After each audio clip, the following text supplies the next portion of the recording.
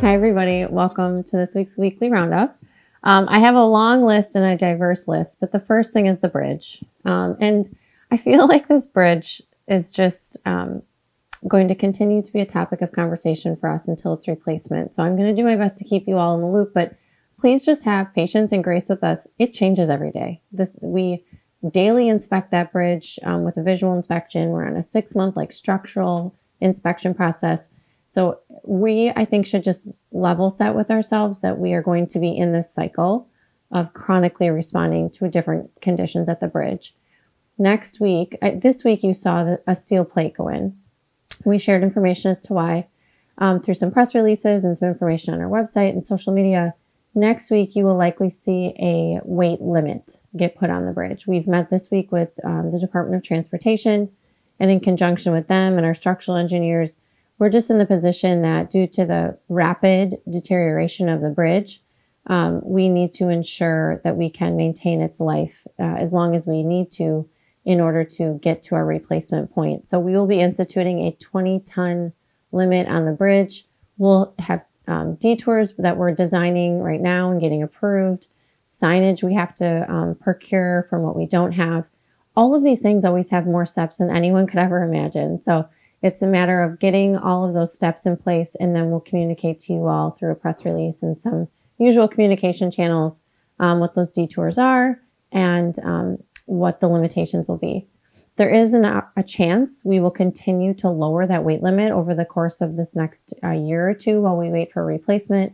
Obviously, we're all hoping that's not the case, but I think we just need to be aware. We're doing our best. We're monitoring it. We're advocating. But the bridge is old. It's from 1931.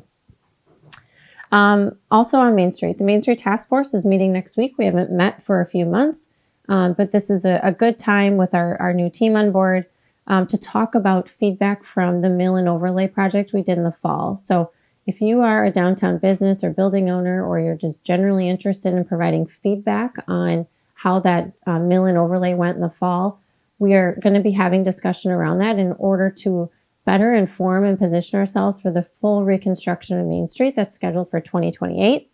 We will also be talking about a Vibrant Spaces grant. It's a grant through WEDC that we're considering applying for. But the neat part about this is we will be discussing an alley restoration plan opportunity. So we created the Main Street Task Force to be proactive in preparing ahead of time for the reconstruction of Main Street in 2028. And we created a report. We're going to revisit that report this month. And we started a budget around that report. And now we're starting some of the work that will allow us to be in the best position we can be come 2028 for that reconstruction. We've received a handful of questions around East Main Street. So this is over by Riverside Middle School, where we did the resurfacing and the sidewalk project this year. We are indeed putting in a crosswalk between the middle, kind of the cemetery side, and Good Shepherd. That paint requires certain temperatures. Signage has to be obtained and installed in the ground. And the ground, believe it or not, actually does have, I've been told, some frozen ground underneath kind of that initial surface, a couple of inches. So we have to wait for the thaw and for the temperature to be right to put in that crosswalk and signage. Our team was out at Riverside Park this week. Something that was our alder people really wanted to see in the budget was an allocation for the Riverside Park stone walls and footbridges. Our engineering team was out this morning meeting with some different companies to talk about a scope of work for the footbridges and the Riverside Park walls. So that's something that I'll keep you updated on here. Also in Riverside Park, as you know, we have attempted to get a company to bid on the Riverside Park bathrooms for what feels like almost a year. I know it's under a year, but it's been many attempts after many months. We did receive a bid. The bid is higher than what we plan to budget for.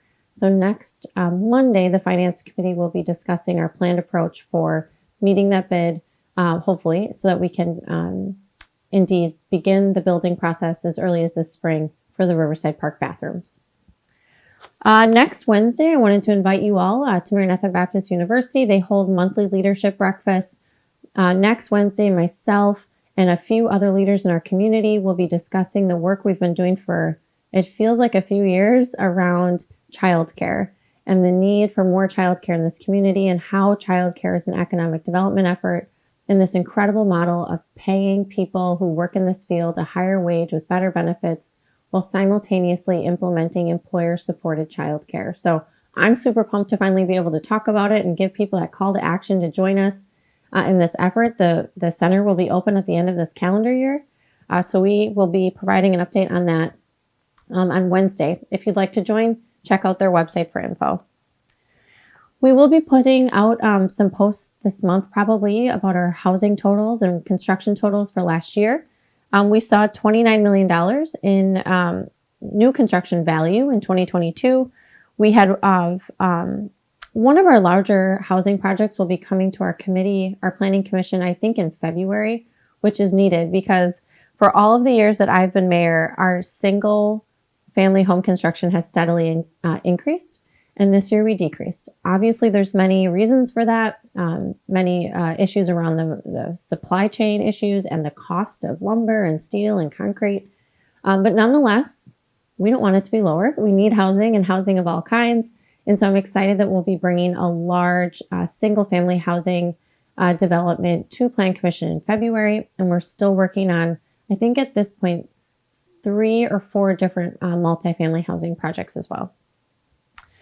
This week, the council held a public hearing for taxi fare increases. No one attended that public hearing, but if you are interested or you have opinions, you are pretty much at your last opportunity, and that will be at a transit commission meeting that's coming up. So watch our city website under meeting notices for when that meeting will be held. We heard some updates this week from the Main Street program, and we're going to be posting those updates as well, but I just wanted to call out a couple that grabbed my attention. In 2022, we added 8 new businesses to our downtown. We had nearly 18,000 people attend the downtown events.